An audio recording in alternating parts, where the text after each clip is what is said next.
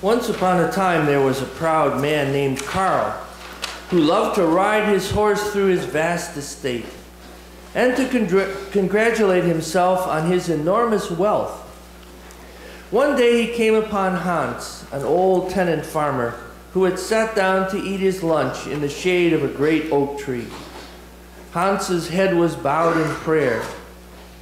When Hans looked up, he said, "Oh, excuse me, sir, I didn't see you. I was giving thanks for my food." "Ha!" snorted the rich man, noticing the coarse, dark bread and cheese that made up the old man's lunch. "If that were all I had to eat," he sneered, "I don't think I'd feel like giving thanks." "Oh," replied Hans, "it's quite sufficient. But it's remarkable that you should come here today, because I feel that I have something to tell you. I had a strange dream just before awakening this morning." "And what did you dream?" Carl asked with an amused smile. The old man answered, "There was beauty and peace all around. And yet I could hear a voice saying, 'The richest man in the valley will die tonight.'" "Ah, dreams," cried Carl. "Nonsense." And he turned and galloped away. And Hans prayed as he watched the horse and its rider disappear. "Die tonight," mused Carl. "It's ridiculous.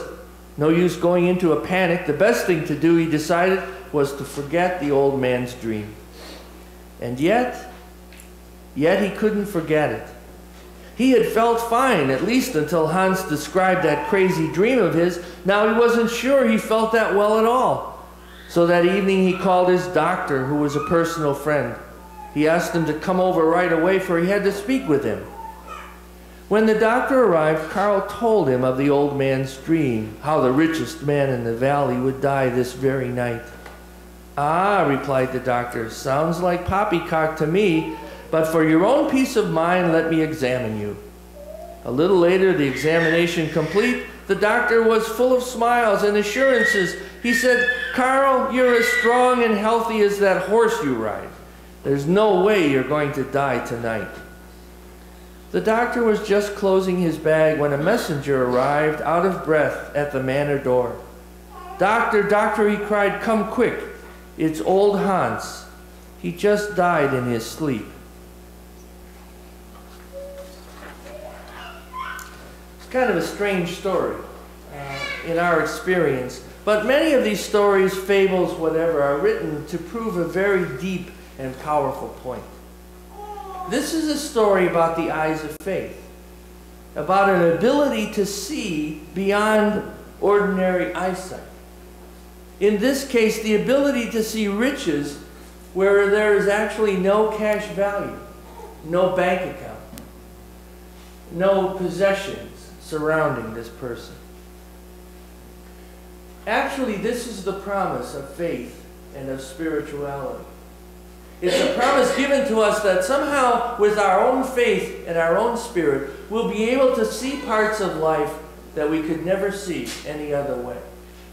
Parts of life that aren't recognized in most of the world. Parts of life that can bring us great peace and hope and joy, but they're not tangible.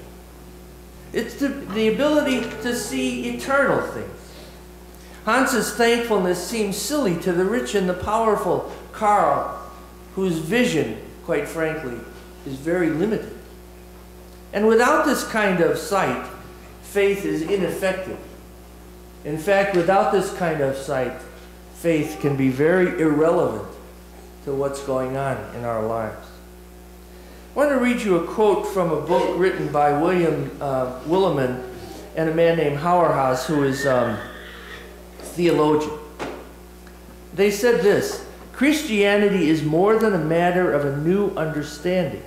Christianity is an invitation to be part of an alien people who make a difference because they see something that cannot otherwise be seen without Christ. Right living is more the challenge than right thinking. The challenge is not the intellectual one, but the political one, the creation of a new people who have aligned themselves with the seismic shift that has occurred in the world since Christ."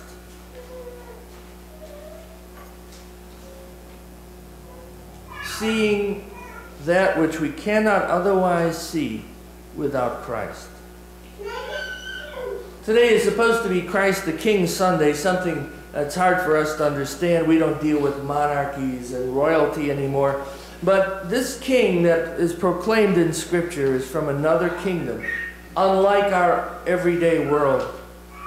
And Jesus' sight is the most relevant, most real thing for us as we look at the Scripture. Today's gospel is a report on the most painful and unjust part of Jesus' life. And yet somehow this Jesus sees beyond the pain. He hears and sees the people around him in a most real way, a way that you and I often mistake.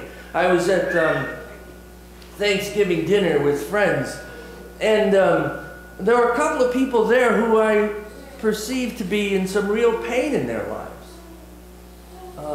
Really struggling with some difficult issues. And yet, in most cases, we just looked around it, you know, looked beyond it. You don't want to discuss those kinds of things at Thanksgiving, do you? You don't want to do anything to spoil the mashed potatoes or the pies or anything else that's on that table. And yet, here were people struggling with something. And we were all affected, I think. You've been in those situations where you sit down or you're in the room and there's tension in the room and you kind of know what it's about, but you just keep going, right? Because you don't want to be the one who opens that up.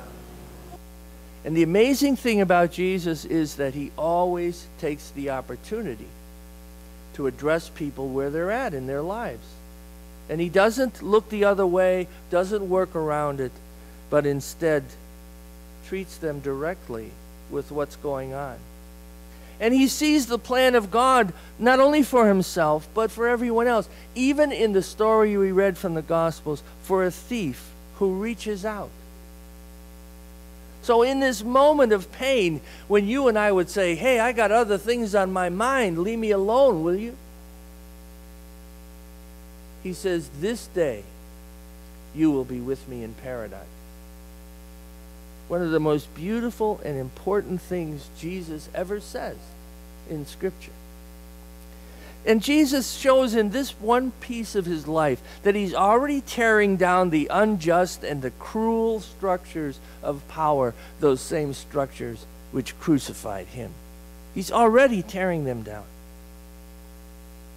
And if we consider the second part of this quote I read you, our challenge is to be ourselves and work toward the creation of a new people who have aligned themselves with the seismic shift that has occurred in the world since Christ. Creating a new group of people. Creating that new group even in our own midst, in our congregation. Creating newness in ourselves. That is, after all, the mission of the church. It is the mission of our church to experience a change in ourselves, first of all. To tell others about that change that's happened in us. And to be that change with acts of justice and mercy. Examples of that abound. I'm often struck by the fact that I have said it, some of you have said it, you've heard it many times. There's just some things I cannot forgive. That's not being the change that Christ brings. There's absolutely nothing that cannot be forgiven. And some of the pain that goes on in society is because people walk by those who are struggling, who have been sinful and awful people sometimes, believing that there is absolutely no redemption for that kind of person. It's hard for us to see, but not so hard for Jesus to see.